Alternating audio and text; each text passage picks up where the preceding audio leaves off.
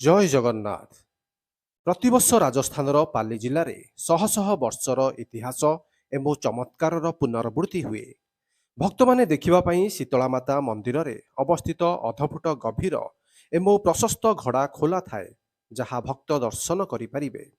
ଏହି ଘୋଡ଼ାକୁ ବର୍ଷକୁ ଦୁଇଥର କ୍ରମାଗତ ଭାବରେ ପ୍ରାୟ 800 ବର୍ଷ ହେଲା ବାହାରକୁ ଅଣାଯାଇଛି।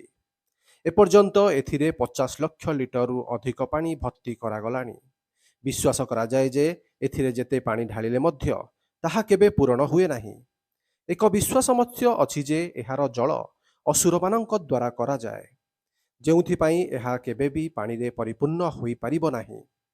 କୌତୂହଳର ବିଷୟ ଯେ ବୈଜ୍ଞାନିକମାନେ ମଧ୍ୟ ଏହାର କାରଣ ଖୋଜି ବାହାର କରିବାରେ ସକ୍ଷମ ହୋଇନାହାନ୍ତି।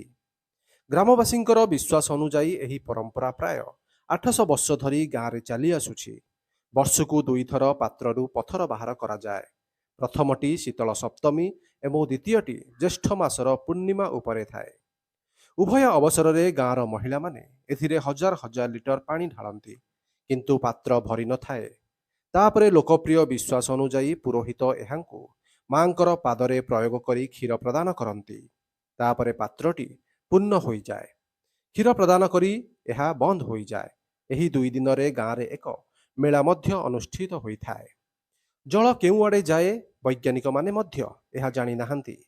କୌତୂହଳର ବିଷୟ ଯେ ଏହି ପାତ୍ରକୁ ବୈଜ୍ଞାନିକ ସ୍ତରରେ ଅନେକ ଗବେଷଣା କରାଯାଇଛି, କିନ୍ତୁ ଏହାକୁ ଭରିବା ପାଇଁ ବ୍ୟବହୃତ ଜଳ କେଉଁଆଡ଼େ ଯାଏ ତାହା କେହି ଜାଣିପାରୁନାହାନ୍ତି। ବିଶ୍ୱାସ ଅନୁଯାୟୀ ରାକ୍ଷସ ଏହି ହାଣ୍ଡିର ପାଣି ପିଇଥାଏ। ବିଶ୍ୱାସ କରାଯାଏ ଯେ 800 ବର୍ଷ ପୂର୍ବେ ବାବ୍ରା ନାମକ ଏକ ରାକ୍ଷସ ଥିଲା। ଏହି ରାକ୍ଷସର ଆତଙ୍କ ଯୋଗୁଁ ଗ୍ରାମବାସୀ ଅସୁବିଧାରେ ପଡ଼ିଥିଲେ। ବ୍ରାହ୍ମଣମାନଙ୍କର ଘରେ ଯେତେବେଳେ ବି ବିବାହ ହୁଏ, ଏହି ରାକ୍ଷସ ବରକୁ ଖାଇଦିଏ।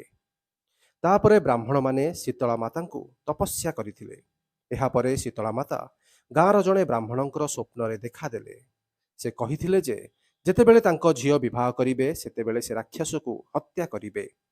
ବିବାହ ସମୟରେ ଶୀତଳା ମାତା ଏକ ଛୋଟ ଝିଅ ରୂପରେ ଉପସ୍ଥିତ ଥିଲେ। ସେଠାରେ ମା ରାକ୍ଷସକୁ ଧରି ହତ୍ୟା କରିଥିଲେ।